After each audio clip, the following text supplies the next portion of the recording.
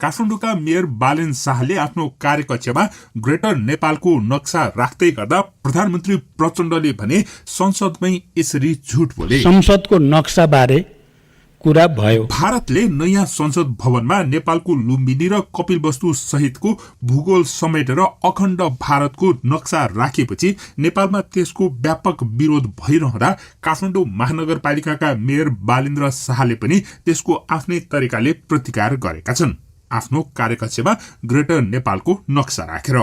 भारतमा शासन गरिरहेको तत्कालीन ब्रिटिस शासकसँग सुगौली सन्धि गरेर नेपालले आफ्नो धेरै भूभाग गुमाउनु परेको थियो।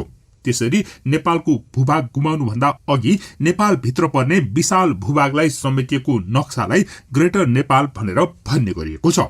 सो ग्रेटर नेपालको नक्सालाई बालेन शाहले आफ्नो कार्यकक्षमा राख्दै गर्दा नेपालले भने आधिकारिक रूपमा भारतको सरकारसँग यसबारेमा केही पनि बोलेको छैन। भन्न त भारतीय संसदमा राखिएको नक्साबारे प्रधानमन्त्री पुष्पकमल दाहाल प्रचण्डले आफ्नो भारत भ्रमणका क्रममा भारतका अधिकारीहरूसँग कुरा गरेको पनि भनेका थिए। तर त्यसको प्रतिकूल नेपालका परराष्ट्र मन्त्री एनपी साउद र भारतका परराष्ट्र प्रवक्ताले समेत सो बारेमा कुनै कुराकानी नभएको दावी गरेका छन्। नेपाल ने ये इश्यू उठाना नेपाल के लिए कोई जरूरी नहीं है, फिर ये बाउंड्री का बात नहीं है। ये आज से 2500 साल पहले वो गणराज्यों के नाम उसमें अंकित हैं करके वो फेसबुक में आया हुआ है। तो इस मामले में हमारी कोई बातचीत नहीं हुई। संसदको नक्सा बारे कुरा भयो। त्यसैले प्रचण्डले संसदमा झुटो बोलेको आरोप लाग्दै गर्दा बालेनको यो कदमलाई धेरैले सराहना गरेका छन्। तर बालेनले ग्रेटर नेपालको नक्सा आफ्नो कार्यकक्षमा राखेको विषयलाई कतिपयले उनको नाम नलिकन कटाक्षी पनि गरेका छन्। जस्तो कि अभिनेता तथा निर्माता दीपक राज गिरीले बालेनलाई भुइँको टिप्न नखोजौं, भएकोलाई जोगाउँ भन्ने सुझाव पनि दिएका छन्। बालेनको नाम उल्लेख नगरिकन उनले लेखेका छन्, अहिलेको सानो नेपाल त राम्रोसँग चलाउन नसकेर यो गति छ, यति ठूलो भाव भए के गर्थ्यो होलान् भन्दै। मेयर बालेन शाहको कार्यकक्षमा अहिले ग्रेटर नेपालको नक्सा राखिएको स्थानमा यसअघि नेपालको 3D नक्सा झुन्ड्याएको थियो। नमस्कार, म बालेन शाह, प्रमुख काठमाडौँ महानगरपालिका। अहिले मेयर बालेन शाहको निर्देशन अनुसार पुरानो नक्सा हटाएर ग्रेटर नेपालको नक्सा राखिएको बताएको छ। पारिवारिक भ्रमणमा भारतमा रहेका मेयर शाहले भारत प्रस्थान गर्नुभन्दा अगाडि नै नक्सा फेर्ने निर्देशन दिएको र सोही निर्देशन अनुसार यही जेठ 25 गते बिहिबार महानगरपालिकाले मेयर शाहको कार्यकक्षमा ग्रेटर नेपालको नक्सा राखेको बताइएको छ। यसै सन्दर्भमा अब चर्चा गरौं भारतले जारी गरेको अखण्ड भारतको विषयमा प्रचण्डले कसरी झुट बोले भन्ने बारेमा। यसरी नै प्रश्न गरे, यो के हो यो नक्सा? नयाँ संसद भवनमा भारतले राखेको नक्सा बारे विभिन्न कोण प्रतिकोणबाट चर्चा भएको छ भन्दा उहाँहरूले दिएको जवाब। प्रधानमन्त्री पुष्पकमल दाहाल प्रचण्डले भारत भ्रमणका क्रममा भारतसँग अखण्ड भारतको मुरल बारेमा कुरा गरेको भन्दै नेपालको संसदमा बताएका थिए। यही जेठ 24 गते बुधबार संघीय संसदको राष्ट्रिय सभालाई सम्बोधन गर्दै आफूले भारत भ्रमणका क्रममा भारतीय संसदमा नेपालको भूभाग समेटिएको नक्सा राखेको समाचारको बारेमा भारतीय पक्षसँग कुरा गरेको बताएका थिए। तर भारतीय विदेश मन्त्रालयका प्रवक्ता अरिन्दिम बागचीले भने प्रधानमन्त्री प्रचण्डको भारत भ्रमणका क्रममा भारतको संसदमा राखिएको सो मुरलको बारेमा कुनै कुरा नै भएको थिएन।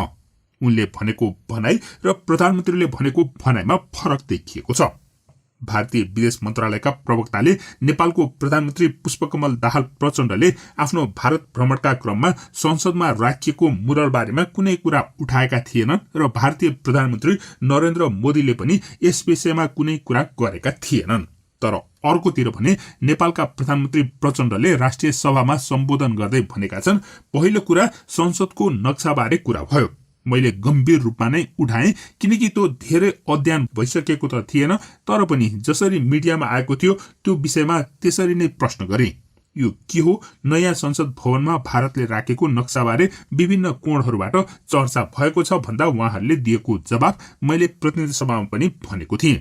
यो कुनै राजनीतिक नक्सा होइन, यो ऐतिहासिक र सांस्कृतिक नक्सा हो।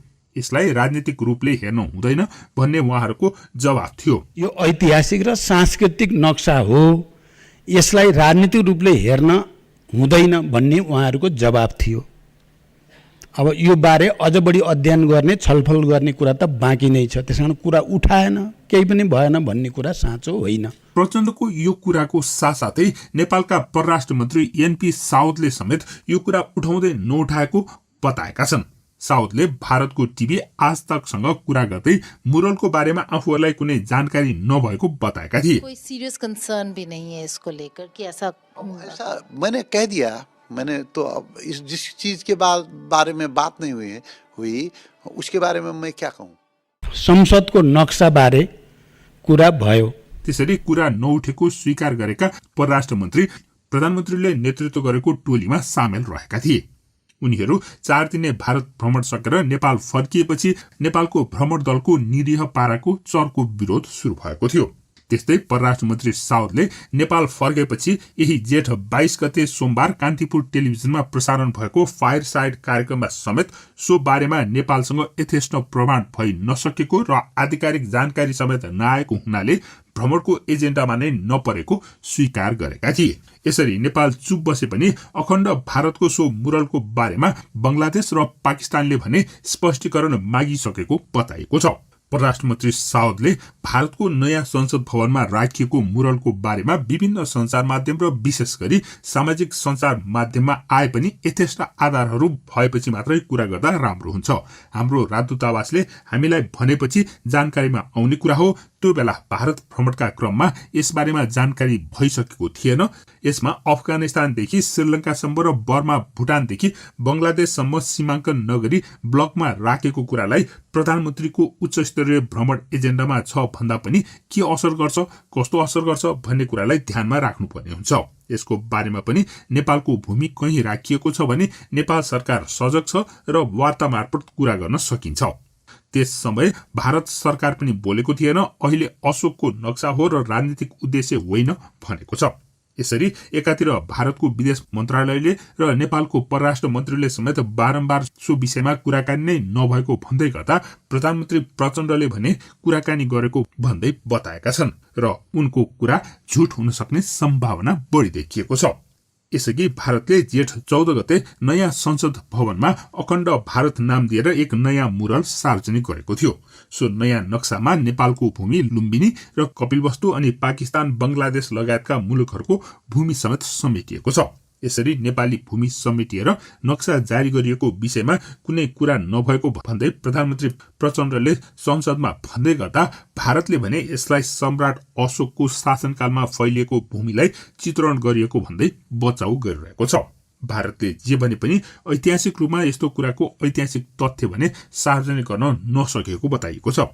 भारतले यस्तो नक्सा कुन उद्देश्यले सार्वजनिक गरेको हो भन्ने प्रश्न नहुँदै गर्दा नेपालका प्रधानमन्त्रीले त्यसबारेमा कुरा गरिसकेको बताइरहेका छन् र प्रधानमन्त्रीले झुटो बोलेको हुन सक्ने आशंका गर्दै गर्दा बालेनले भारतमा गाभिएको नेपाली समेटिएको नक्सा ग्रेटर नेपालको नक्सा कार्यकक्षमा राख्नु एक यस्तो सांकेतिक विरोध हो जसले दीर्घकालीन रूपमा नेपाल र भारत बीचको सम्बन्धमा पनि असर गर्न सक्ने हुन्छ। के काठमाडौँ महानगरका मेयर बालेन शाहको यो कदम अदूरदर्शी हो त? तपाईलाई के लाग्छ? कृपया कमेन्ट गर्नुहोला। धन्यवाद।